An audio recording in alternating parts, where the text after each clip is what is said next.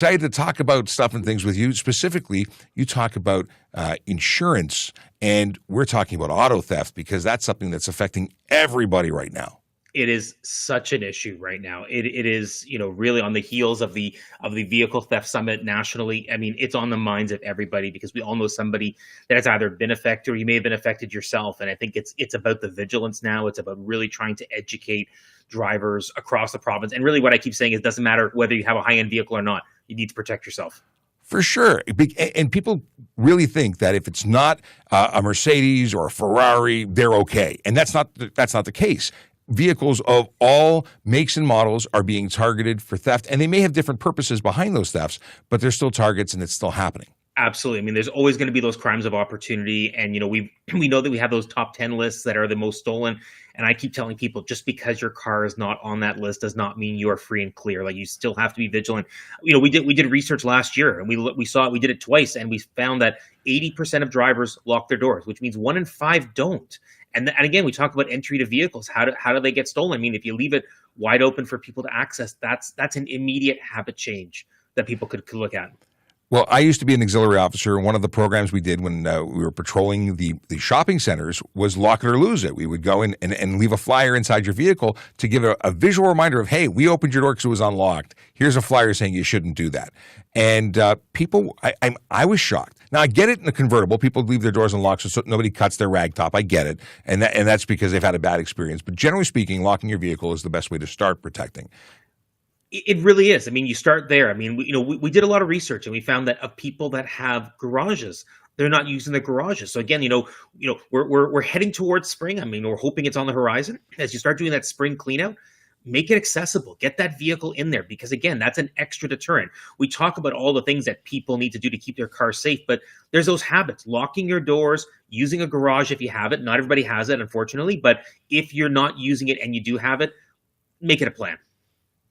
I think that's great. Now, for the people who do park outside, or they're not even talking about parking at home, we're talking about when you go to the mall, when you go to work, there's things you can do to make yourself less of a target every time you park your vehicle. Absolutely. Really what our perspective has been, we've heard a lot of the insurance companies talk about, deterrent systems in terms of having the tracking and so forth if your car is stolen. We've taken the other approach where we said, let's look at visual deterrence to try and prevent cars from being stolen altogether. So we think old school. We go back to the 90s and we talk about the club. I mean, we encourage that because, again, if a thief is trying to get access to your vehicle and they see the club on your steering column, yes, eventually, if they have the right tools, they can break into it. But you need 10 to 20 minutes to do so. And odds are most thieves these days are equipped with a laptop or a tablet, not a hacksaw. And it's about quick and easy and reducing the chances of being caught. So they're looking for easy targets. So let's not make it easy for them. Let's make them work for it if they're going to take it. Exactly. I mean, can we prevent it from happening? No, outright no. But can we make it harder for them to access? Yes. And, while we don't want that misfortune to happen to somebody else, if you can wake up comfortably in the morning, know your car is still there, or you finish up at the mall and your car is still intact, you're further ahead because, again, you've got that peace of mind. And yes, I know people say it takes an extra 30 seconds to use the key and unlock it and so forth. But if you're spending money, cars are your second largest possession outside of your home. Make that investment. For sure. And aside from the fact that, people have insurance and they feel protected, but there's things that many people don't realize. You may be buying a car now that costs you more money because there are different prices now, different interest rates. There's other reasons, even if you can go and get it replaced. The fact that you may not be able to get the car that you want. There's so many other things to think about. It's not fun. Absolutely. And we talk about it as the hidden costs of auto insurance. Of vehicle theft. We talk about the hidden cost there because auto insurance, yeah, you'll get the payout based on how, the age of your vehicle and so forth. But, seeking a car could be, a long process. The cars are not always accessible. You're paying it at a higher rate than you would have purchased it at. And the interest rates are higher. I mean, we see it over the last few years. So, again, the affordability is a challenge as well. So, again, we always say it's not a victimless crime. Yes, insurance will cover you. You got to go through the process. But, as a consumer, your payments, let's say it's, X number of dollars every 2 weeks could be, $15 or $20 more based on what it is. And you have to budget that at home because, again, we're all feeling it at the grocery stores and elsewhere. So we don't want people to have those added costs. And so we get that it's not a fun process. We get that it could be more expensive, but you are insured, you are covered. That's great. We still want to make it difficult for thieves. So the club is great. I've seen people using the club in addition to a cable system, kill switches that are wired in to make it so you can't actually start the vehicle unless you know where the hidden switch is. There's all sorts of other technology blocking the port that some thieves will use to reprogram and program keys, using Faraday bags to prevent relay theft. There's tons of these things, and you can watch YouTube videos for days giving great advice. And at the end of the day, we're still saying it's just a car, and we want to protect your safety. So whether it be carjacking or it is a simple theft from a location where there's no interaction with said bad person, your safety is the most important part. Absolutely. And we get this question all the time is, what do you do if you encounter a situation where somebody's trying to get access to your vehicle? It's don't engage. Really, you want to make sure your loved ones are with you, who are with you, are safe. That car is replaceable. People are not. And yeah, we tell people to look at the various tools, and you mentioned many of them, and many have great value. We're trying to push for that as more standard in vehicles. But when it comes down to it, if somebody's trying to get access to your vehicle, put your safety first. Again, you do not want to engage. You do not want to fight back. You do not want to chase after them if you know where the car is headed. That's where you let police know. We always say that don't go and show up on location where you know that the tracker has told you where the car is. It's not a good idea. Because you don't know what's waiting for you. Even if no one's seen by the vehicle, they may be watching you at the vehicle. I've heard lots of different stories. People have the Apple tracker or whatever they have employed, and they call police, and they're frustrated that police don't show up immediately and take the car back for them. There's a process. We have rules and procedures that we have to follow, and very often that involves getting a warrant, depending on where the location is. Inside of a container or inside a building is not somewhere we can just knock and say, we have a little beepy thing that says that something that doesn't belong to you is there. It's more complicated than that. So I understand and appreciate the frustration. At the end of the day, make the report, start the process with your insurance company for sure, go from there. Now, I did rhyme off a whole bunch of them. Is there something you think or have heard of as being the most popular or best resulting deterrent? So, there's a couple of factors. So, right now we focus because, again, we're kind of dealing with this in real time. That's part of the challenge, is that this is all happening and we're trying to respond to it. The biggest challenge from our perspective at CAA is that the vehicle standards have not been updated since 2007. So flashback to 2007, we all had our iPods. We're moving into iPhones, and we were getting into tablets a few years later. But those phones and those tablets, those laptops, the wireless communication is what's being used largely to get access to our vehicles. And because we have push button starts and remote keyless entry, those are convenience things for the consumers, and they don't want to give that up, nor should they have to. But there's a need for the government to update the standards. And in the vehicle theft summit that happened in early February, there was a commitment that they're going to look at the vehicle standards. And that's an instant piece, because if we can get those updated, that means it's moving towards immobilizers, getting those things in there where, again, two-factor authentication. We redeem our affinity points for our favorite shops, and we have to enter in a 6-digit code, or we have to do something to authenticate it. But in most cars, it's not standard. And that's, again, whether your car is $30,000, $50,000, or $100,000, it's a huge possession, and we should have greater security. And there's other things that we can do aside from the theft of the vehicle outright. We talk about not leaving original documents.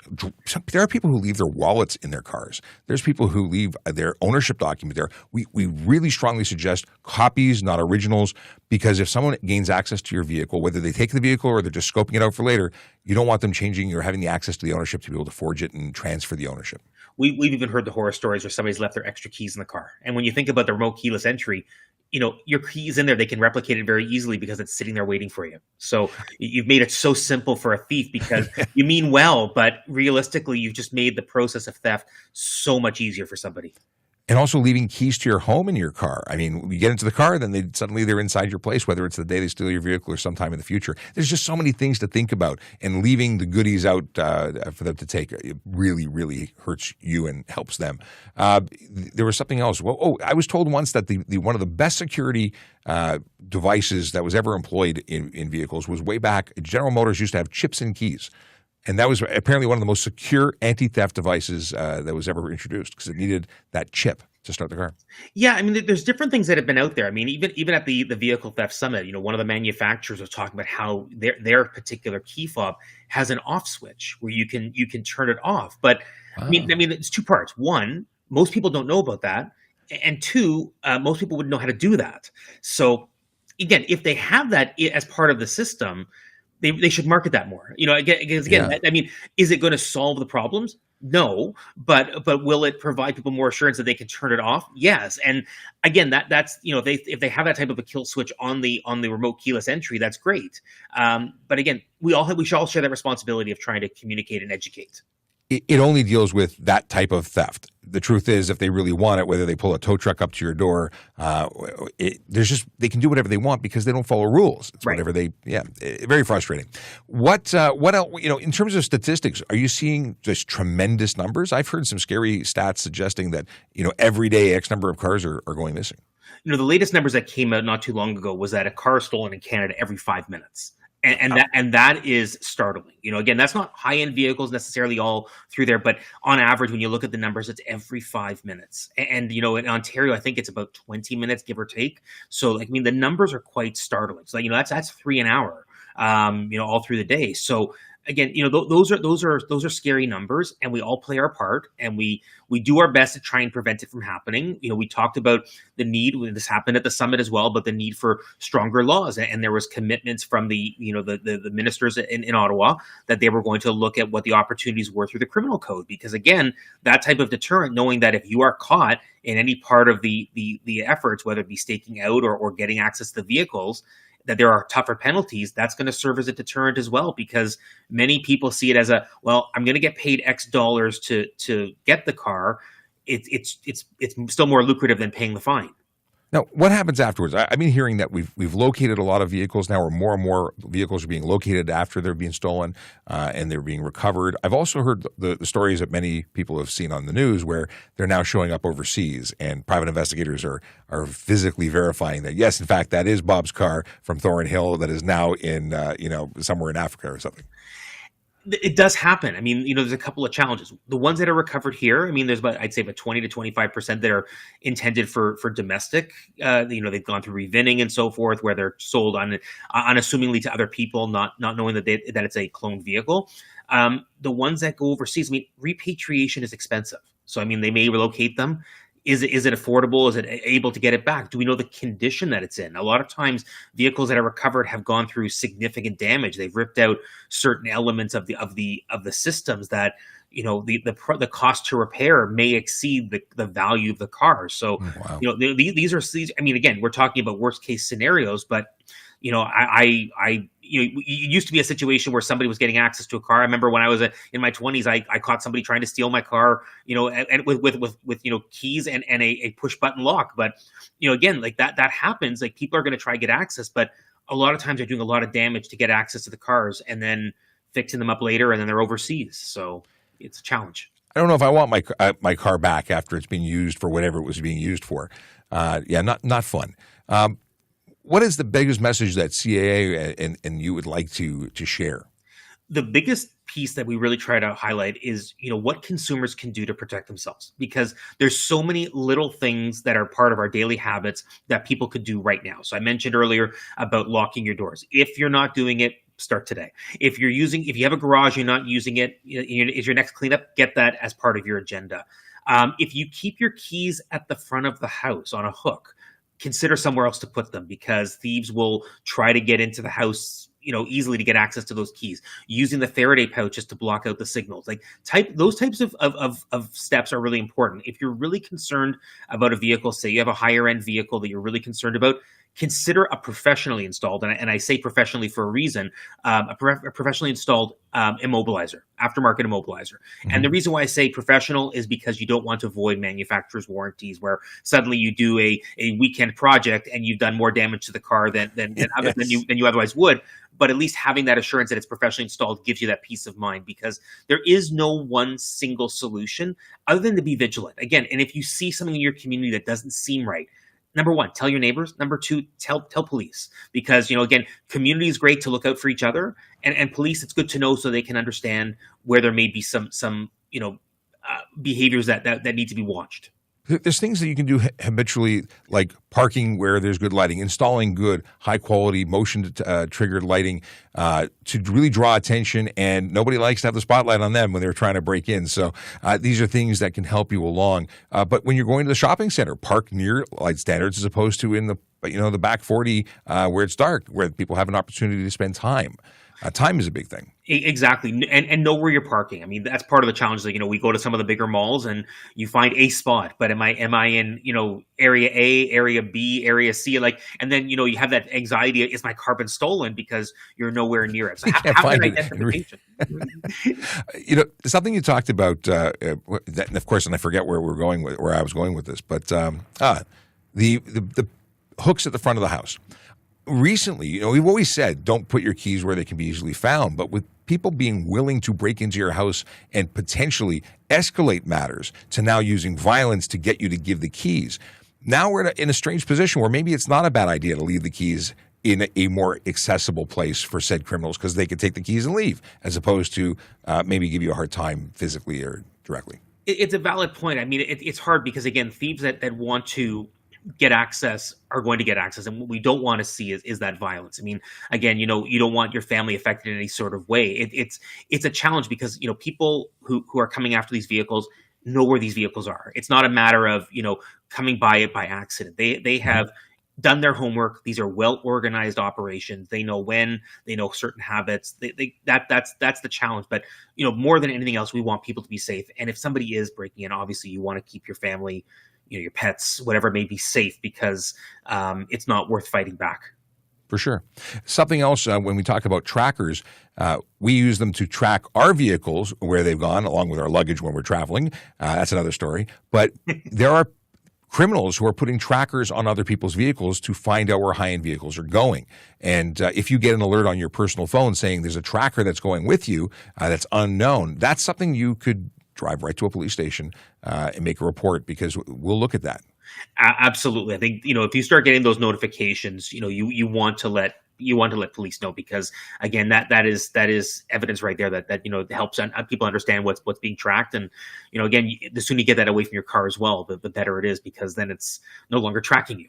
Sure, and it's another reason not to leave ownership and mail and documents that have your address on them, because if someone is scoping you out, whether it be looking through your window and seeing where you live, or breaking in just for the purpose of noting where you live to go get you later, leaving things that identify where you live is a risk that you could simply avoid by not leaving that kind of stuff in your vehicle. Absolutely. And it goes back to what we talk about every holiday season is, leave your valuables out of sight. So if you have laptops, even if you have something in your car, like your mail for a short time, just don't keep it visible. Put it in your trunk, keep it out of sight so that it doesn't become an additional attraction. That's the biggest thing. The less your car shows as contents, the better it'll be.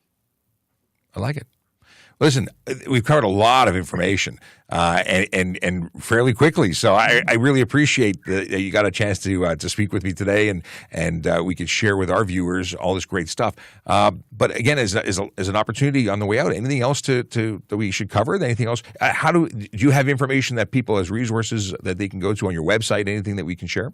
So CAA is continuing to really try and push the information out there. We have information on our blogs.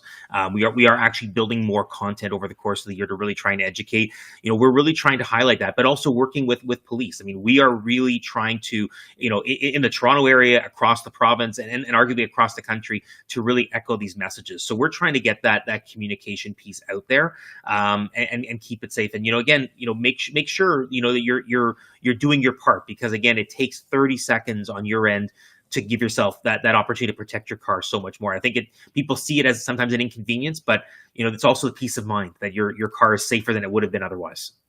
And that's and even knowing that they can get it if they want it. This is all about you making it a deterrent, so it's more difficult, and letting you feel a little more comfortable. Every morning when I hit the remote start on my vehicle, I am waiting for that sound and the flash of lights to confirm that it's still there. My neighbor had their vehicle stolen off their driveway.